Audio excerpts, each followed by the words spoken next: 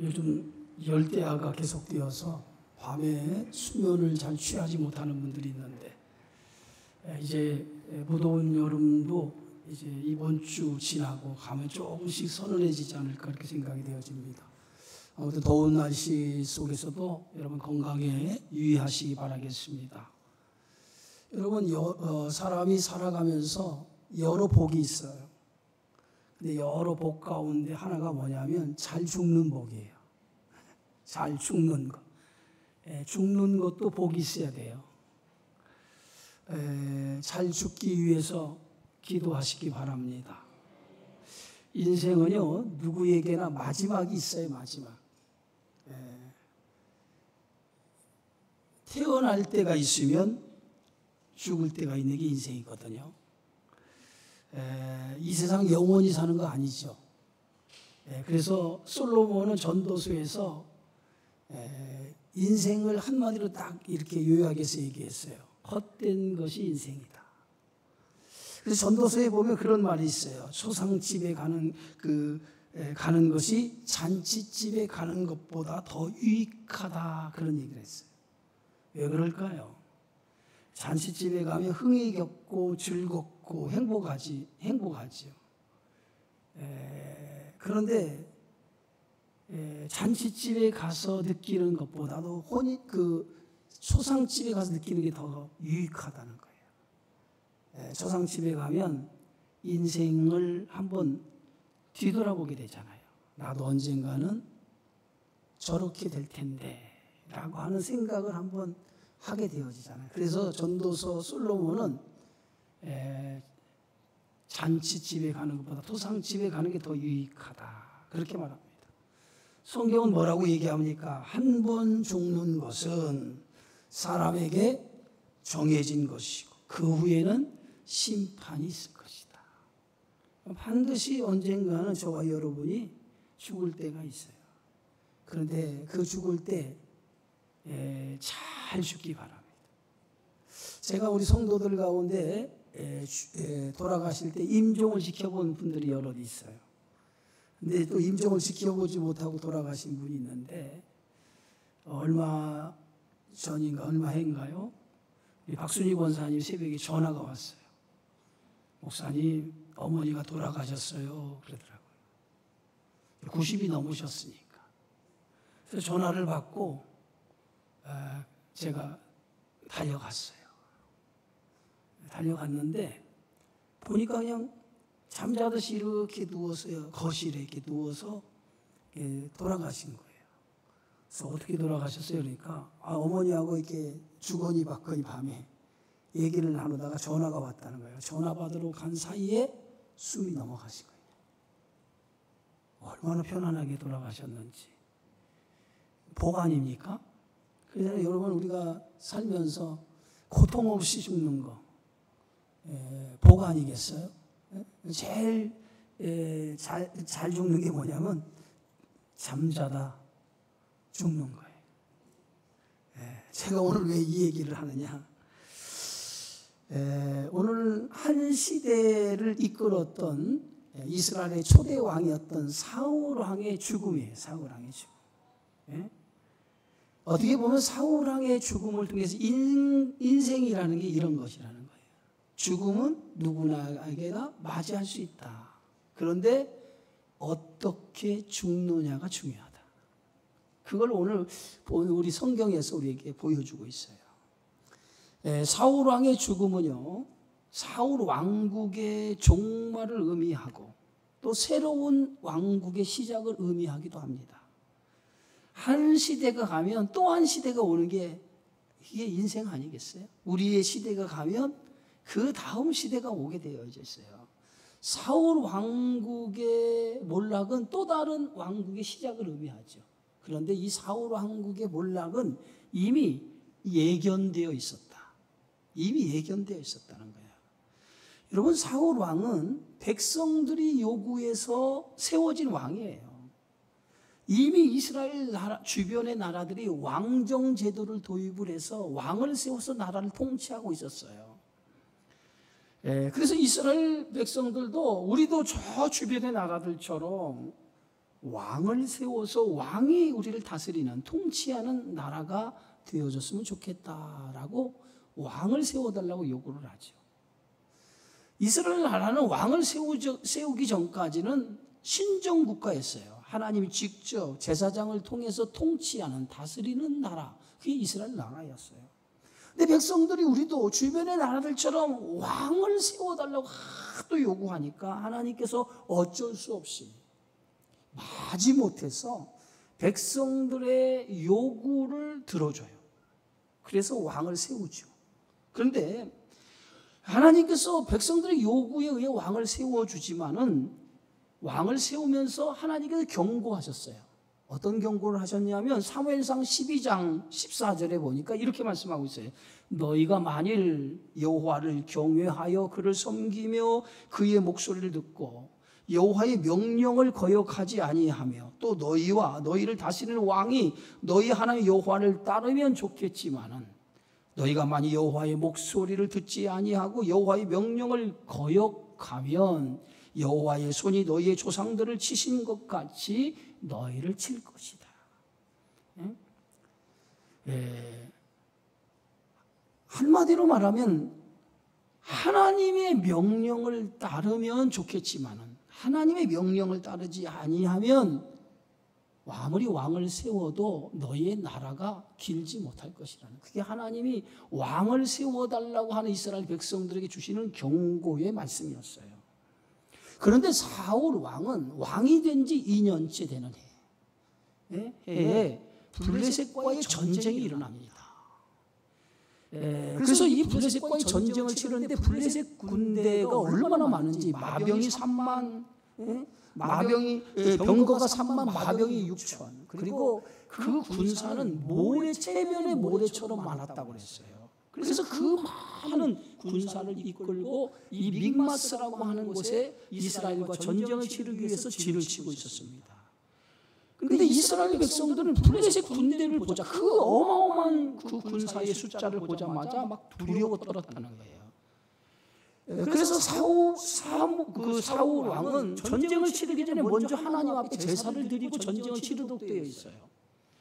그런데 사무엘 선지자가 길갈에 있는데 정한 기일에 지났는데도 사무엘 선지자가 오지 않아요. 그러니까 지금 전쟁을 치르기 위해서 백성들이 있는데 지금 블레셋 군대가 얼마나 많은지 백성들이 그것을 보고 사무엘 선지자가 오기도 전에 백성들이 도망치기 시작하는 거예요.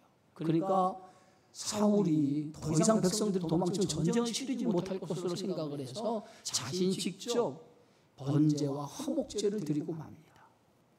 번제와 화목제를 다 드리고 나니까 사무엘 선지자가 온 거예요. 사무엘 선지자가 와서 보니까 사울 왕이 하나님 앞에 번제와 제사를 자신이 직접 드려버리고 만 거예요. 제사는 누가 드리도록 되어 있어요? 제사장이 드리도록 되어 있어요. 그런데 왕이 자신이 해야 할 일이 아님에도 불구하고 제사장이 해야 할 일을 사울 왕이 행하고 만 거예요. 그래서 사무엘 선지자가 그것을 보고 이렇게 말합니다. 어찌하여 왕은 이렇게 하나님 앞에 망령된 일을 행하였습니까? 그러면서 사울 왕에게 얘기하니까 사울 왕이 변명하는 거예요. 당신은 정한 기한에 오지 않고 백성들은 전쟁을 앞두고 막 떠나게 돼요. 두려워서 떠나고. 그래서 내가 대신 번제와 화목제물을 하나님 앞에 드렸다는 거예요. 그래서 사무엘 선지자가 사울 왕에게 이렇게 얘기합니다. 그것이 사무엘상 13장의 말씀이에요. 사무엘이 사울에게 이르되 왕이 망령되이 행하였도다. 왕이 하나님 여호와께서 왕에게 내리신 명령을 지키지 아니하였도다. 그리하였더라면 여호와께서 이스라엘 위에 왕의 나라를 영원히 세우셨거늘 지금은 왕의 나라가 길지 못할 것이라. 여호와께서 왕에게 명령하신 바를 지키지 아니하셨으므로 여호와 그의 마음에 맞는 사람을 구하여 여호와께서 그를 그의 백성의 지도자로 삼으셨느니라. 결국은 뭐예요? 하나님의 명령을 지키지 않았다는 거예요. 왕을 세우는데 분명히 하나님의 말씀, 하나님의 명령을 따르면 왕의 나라가 길게 될 것이고 하나님의 명령을 따르지 않으면 결국은 이 나라가 망할 것이라는 거예요. 그런데 지금 사울 왕은 왕이 된 지 2년 만에 하나님의 말씀에 불순종했어. 자신이 제사장이 되어서 번제와 화목제를 드리는 망령된 일을 행하고 말았다는 거예요. 자, 그것으로 끝난 것이 아니에요. 사울 왕이 또 하나님 앞에 결정적으로 하나님 앞에 버림받은 사건이 하나 또 있죠. 이게 아말렉과의 전쟁이에요. 이 아말렉과의 전쟁을 하기 전에 하나님께서 사울 왕이 이렇게 얘기합니다. 남녀노소, 이 전쟁에서 남녀노소 가축할 것 없이 아말렉을 완전히 진멸하라 라고 하는 것이 하나님의 명령이었어요. 자, 그래서 이제 아말렉과의 전쟁을 치러서 승리를 가져오는데 사울 왕 하나님의 명령이 있음에도 불구하고 하나님의 명령에 불순종합니다. 네? 그 가축 중에 기름지고 좋은 것을 하나님 앞에 제사 드린다라고 하는 명분으로 그 기름진 소와 양을 살려둔 거예요. 그리고 그것뿐만 아니라 아말렉 왕 아각을 살려줘요. 결국 하나님께서 하나도 남김없이 다 진멸하라고 명령을 했음에도 불구하고 하나님의 말씀에 불순종하고 말아요. 그 불순종한 것을 사무엘 선지자가 알고 사울 왕에게 이렇게 말합니다. 이게 사무엘상 15장이에요.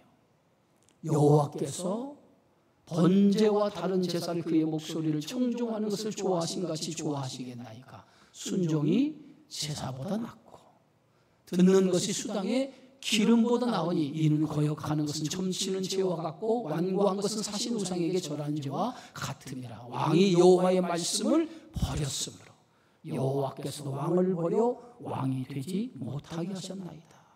하나님 말씀에 불순종한 까닭에 하나님께서 사울 왕을 버렸다는 거예요. 이제 버렸다는 거예요. 네? 이미 사울 왕은 이미 하나님 앞에 버림받은 왕이었다는 거예요. 그래서 사울 왕의 몰락은 이미 하나님이 말씀하신 예견하신 일이었어요. 사울은 여호와 하나님을 의지하지 않고 마지막까지도 자기의 힘, 세상의 힘을 의지하였던 것을 보게 되어지죠. 자, 사울 왕, 사울의 나라가 몰락하는 것이 오늘 길보아 전쟁이에요. 여러분, 길보아에서 이제 마지막 블레셋과 이스라엘과 전쟁을 치르게 되어지는데, 블레셋은 아벡이라고 하는 곳에 진을 치고 이스라엘은 이스리엘이라고 하는 곳에 진을 쳐서 서로 이제 전쟁을 치르게 되어지는데, 오늘 성경의 말씀 보니까 블레셋의 모든 군사는 총동원해서 일사불란하게 체제를 갖추어서 전쟁에 임하게 됩니다. 그런데 사울 왕이 이끄는 군사는 그에 비해 사기가 완전히 땅에 떨어져 있어요. 이것은 뭘 의미하냐면 사울 왕의 나라가 완전히 국력이 쇠퇴해가고 있다고 하는 것을 보여주고 있는 거예요. 자, 이제 드디어 블레셋과 이스라엘이 전쟁을 치르게 되어지는데 그 전쟁에서 어떤 결과가 났습니까? 오늘 3장 1절에 보면 이렇게 기록하고 있어요.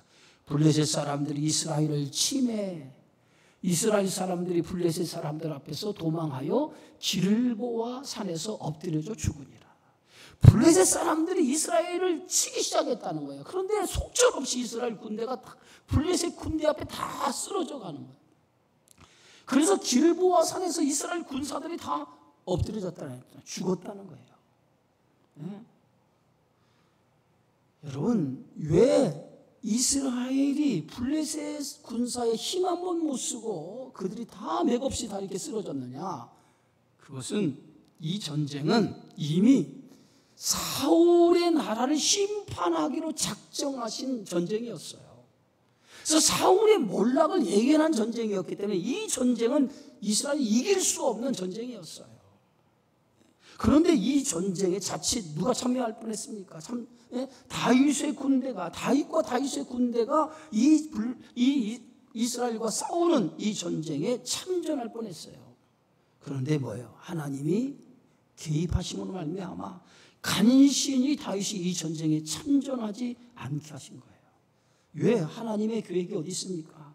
사울 왕의 몰락과 함께 새로운 왕국을 하나님이 준비하셨기 때문이에요. 바로 새로운 왕국이 뭐예요? 사울의 하나님 말씀에 불순종하는 사울의 나라를 무너뜨리고 새로운 나라를 세워야 되는데 그 새로운 나라가 누굽니까? 다윗의 나라였어요. 하나님은 다윗의 나라를 통해서 당신의 뜻을 이루고자 하셨다는 거예요. 그래서 이미 사울의 몰락과 함께 하나님은 일찍이 다윗을 기름 부어 사울 왕을 이어서 이스라엘 나라의 왕으로 삼을 준비를 하고 계셨다는 거예요. 예? 다윗은 하나님께 기름 부음을 받기 전까지 들에서 양을 치는 양치기 소년에 불과했어요. 그런 다윗이 하나님 앞에 사울 왕을 이어서 기름 부어 왕이 될 수 있었던 그 이유가 어디 있습니까? 그 이유를 성경의 사무엘상 16장 7절에 정확하게 밝히고 있는데, 사람은 외모로 보지만은 나 여호와는 중심을 보느니라. 바로 다윗의 중심에 있었다는, 그런 여호와 하나님을 의지하는 그 신앙의 사람이었다는 거예요. 철저하게 하나님 말씀에 의지하는 신앙의 사람이었기 때문에 하나님께서는 그 하나님을 의지하는 다윗을 들어서 다윗을 통해서 하나님의 뜻을 이루고자 다윗에게 기름을 부었다는 거예요. 사울의 왕국이 백성들의 요구에 의해서 사울의 나라가 세워졌다면 다윗의 나라는 백성들의 요구로 세워진 나라가 아니라 하나님께 직접 다윗이라고 하는 소년을 기름 부어서 세운 나라가 다윗의 나라라고 하는 거예요. 예? 자, 오늘 성경의 말씀에 보니까 블레셋 사람들이 사울과 그의 아들들을 추격하여 사울의 아들 요나단과 아미네답과 말기수아를 죽였다. 결국은 블레셋 군대에 의해서 이 이스라엘 군사가 다 죽고 이스라엘 군사만 죽은 것이 아니라 이 전쟁에서 누가 죽습니까? 사울의 세 아들도 함께 죽었다는 거예요. 세 아들이 누굽니까? 요나답, 아비나답, 말기수아, 이 세 아들. 세 아들들이 전쟁터에서 함께 죽어요. 네? 그런데 안타까운 것은 이때 누구도 죽어요? 사울의 아들 가운데 요나단도 죽어요. 요나단이 어떤 사람입니까? 요나단은 군사적인 능력이 아주 탁월하고 백성들의 신망이 아주 두터운 사람이었어요. 무엇보다도 요나단은 하나님을 굳게 의지한 사람이었고, 그리고 이 요나단은 다윗과 함께 우정을 나누는 깊은 관계에 있었던 사람이에요. 예? 그리고 이 요나단은 다윗을 하나님께서 자기 왕으로 세우시는 것을 알고 아버지 사울 왕으로부터 다윗을 보호하는 그러한 아들이 요나단이었어요. 그런데 요나단이 이 전쟁에서 죽어요. 여러분, 이 요나단의 죽음은요, 다윗에게 대단한 슬픔이었어요. 대단한 슬픔이었어요. 그래서 사무엘하 1장 26절에 보면 요나단의 죽음을 알고 다윗이 이렇게 고백해요. 내 형 요나단이야. 내 형 요나단이 하고 정말 예통하면서 요나단의 죽음을 슬퍼했던 것을 보게 되어지죠. 그만큼 다윗은 요나단을 깊이 사랑했던 것을 보게 되어지죠. 그런데 그런 요나단도 사울 왕국이 몰락함과 동시에 요나단도 죽습니다. 근데 요나단만 죽는 게 아니죠. 여기서 누가 죽어요? 사울 왕도 죽어요.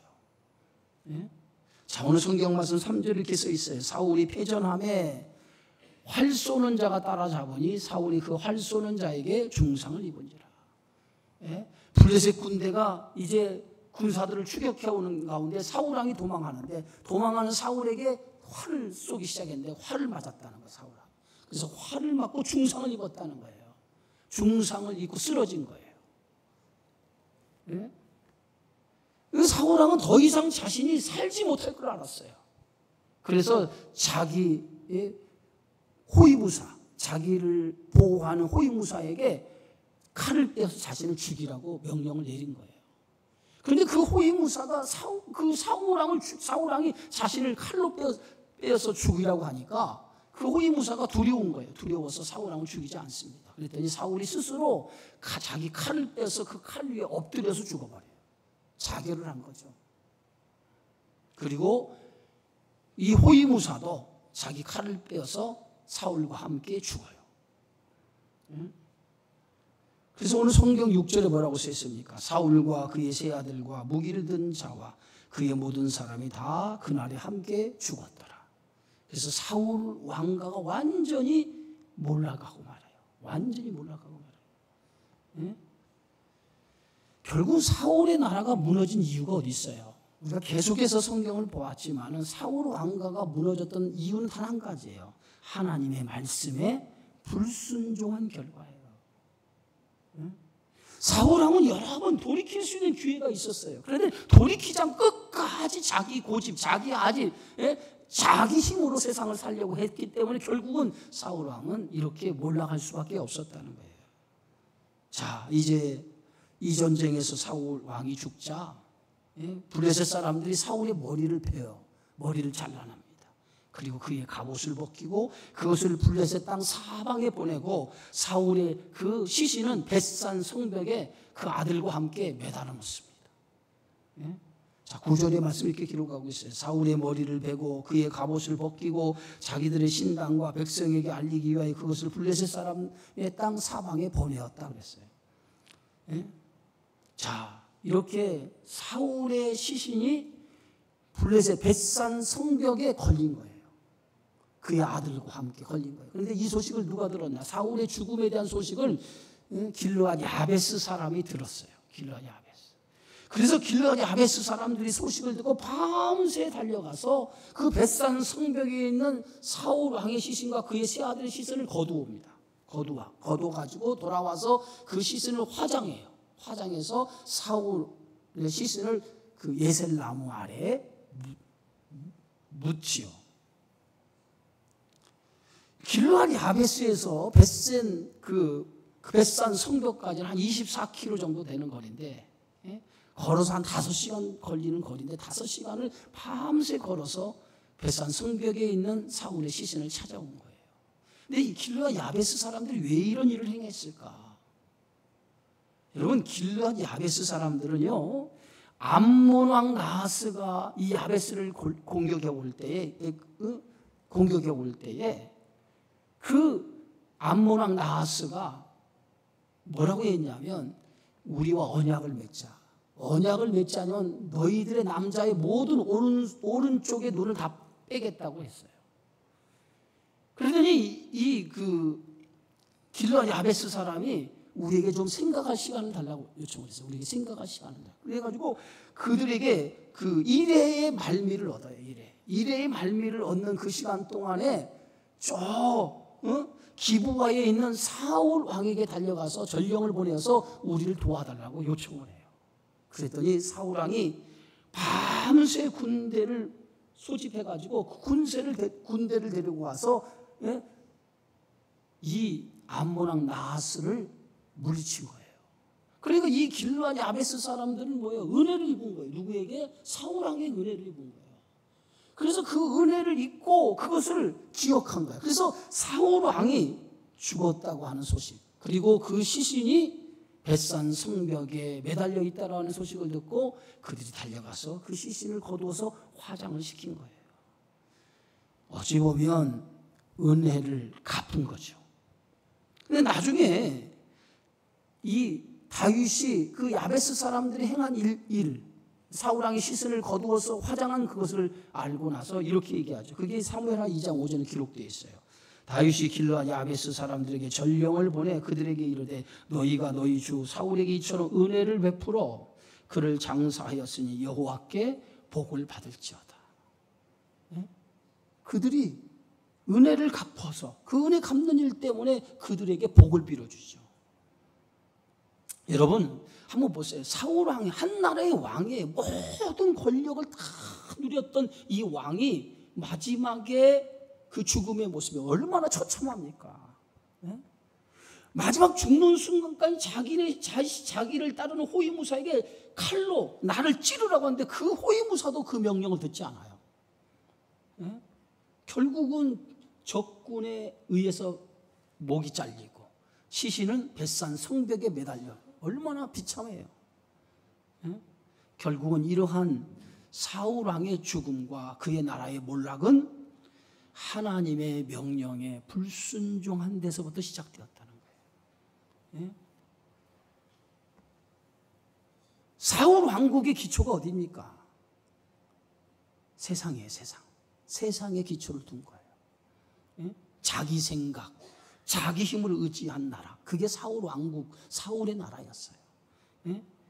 여러분, 기초가 대단히 중요한데 사울 왕의 시작은요, 대단히 시작은 화려했어요. 대단히 시작은 좋았어요. 성령 하나님의 영에 감동이 되어가지고 그는 암몬 족속을 물리칠 정도 대단한 그러한 하나님의 능력에 붙잡힌 사람이었어요. 그런데 그가 얼마 가지 못해서 불순종함을 통해서 하나님의 영이 떠난 순간에 그의 인생은 나락으로 떨어지죠. 왜 사울왕의 인생이 나락으로 떨어졌습니까? 세상의 힘을 붙잡고 살아갔기 때문에, 하나님을 의지하지 않고 자신의 힘을 의지하고 세상의 힘을 의지하고 살았기 때문에 결과적으로 사울왕의 삶은 비참한 삶을 마감할 수밖에 없었다는 거예요. 사무엘상 22장 6절에 보니까 사울이 세상의 힘을 의지한 것을 이렇게 기록하고 있어요. 사울이 다윗과 그와 함께 있는 사람들이 나타났다함을 들은지라 그때에 사울이 기브아 높은 곳에서 손에 뭘 들어요? 단창을 들고 예셀나무 아래 앉았고 모든 신하들은 그의 곁에 섰더니 손에 뭘 들었다는 단창. 이 단창이라는 게 뭐냐면 사울왕의 곁에, 성경에 보면 사울왕의 옆에는 항상 뭐가 있었냐면 칼이나 단창을 두고 있었다는 거예요. 이게 뭐냐면 세상의 힘을 의지했다는 거예요. 얼마나 세상의 힘을 의지했으면 항상 자기 오른손에 뭐가 있어요? 창이 있었고 단창이 있었다. 이게 뭐예요? 세상을 의지하는 사람의 모습이라는 거예요. 그게 사울이에요. 사울. 자기 힘으로 세우는 나라, 자기 힘으로 살아가는 사람, 결국은 그 사람은 무너질 수밖에 없어요. 성경은 정확하게 우리에게 이렇게 얘기하잖아요. 시편 127편에서 뭐라고 얘기합니까? 여호와께서 집을 세우지 아니하시면 세우는 자의 수고가 헛되며 여호와께서 뭐요? 성을 지키지 아니하시면 파수꾼의 깨어 있음이 헛되다. 결국은요, 하나님이 세우는 집, 하나님이 세우는 집 돼야 되는데 하나님이 세워주지 않으면 다 허산하는 거죠. 허산하는 거예요. 예? 결국은 이 사울의 나라가 무너진 결정적인 이유는 뭐냐면 하나님의 말씀 위에 세워지지 않았다는 거예요. 여러분의 가정이나 여러분의 인생이나 하나님의 말씀 위에 세워지는 그러한 사람이 돼야 되는데, 그러한 가정이 돼야 되는데, 그런 하나님 말씀에 세워지지 않으면 그 인생은 다 어떻게 인생이 돼요? 다 사울 왕과 같은 인생이 될 수밖에 없다는 거예요.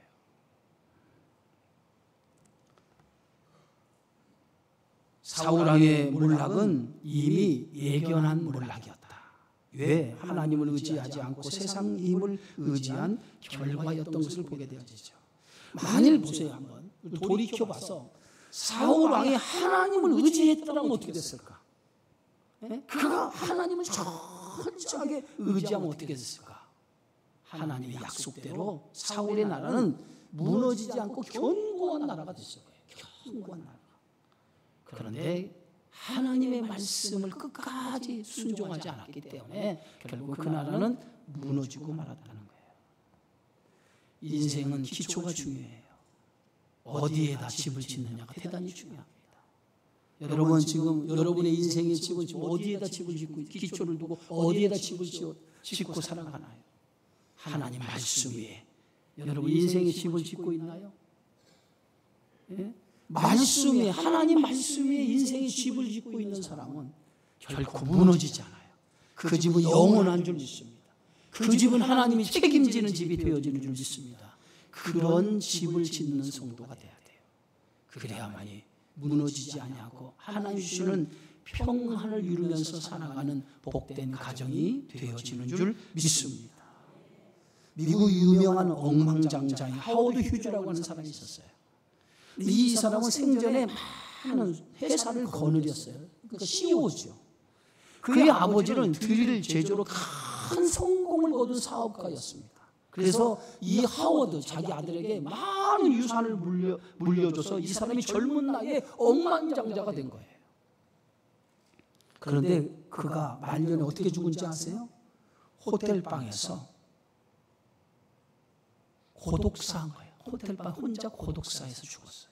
그렇게 많은 재산을 가지고 있는 사람 혼자 삐쩍 마른 채 호텔방에 홀로 외로이 죽었어요. 그런데 그가 죽으면서 남긴 말이 있어요. 나는 모든 것을 가졌지만 아무것도 내게 없다. 아무것도 없다. 나 모든 것을 가졌지만 아무것도 없다는 거예요. 왜 이 사람이 이런 죽음을 맞이했을까요? 그 인생의 기초가 잘못되었기 때문에. 하나님 말씀 위에 그의 인생을 살았다면 그는 복 있는 사람이 됐을 거예요. 그냥 말씀 위에 인생의 집을 짓지 않고 자기 힘 위에 인생의 집을 지었기 때문에 결국은 무너지고 말았다는 거죠. 사랑하는 성도 여러분, 오늘 말씀처럼 누구나 한 번은 다 죽어요. 그러나 그 죽을 때에 잘 죽어야 돼요. 사울왕처럼 비참하게 죽는 인생이 아니라 정말 하나님 안에서 복된 죽음을 가져오는 그런 성도가 되어져야 될 줄 믿습니다. 그런 성도가 되어지기를 주의 이름으로 축원합니다. 기도합니다. 하나님 은혜 고맙습니다. 사울왕의 죽음을 통해서 다시 한번 하나님 안에서 어떤 죽음을 맞이해야 되는가를 깊이 생각하며 참된 인생의 기초가 하나님 안에 있음을 깨닫게 하여 주시고 말씀 위에 우리 인생의 집을 지어서 그 말씀 위에 짓는지 무너지지 않는 영원한 집임을 믿고 하나님 안에서 나의 집을 세워가는 지혜로운 성도들이 되어지게 하여 주시옵소서. 예수님의 이름으로 기도하옵나이다. 아멘.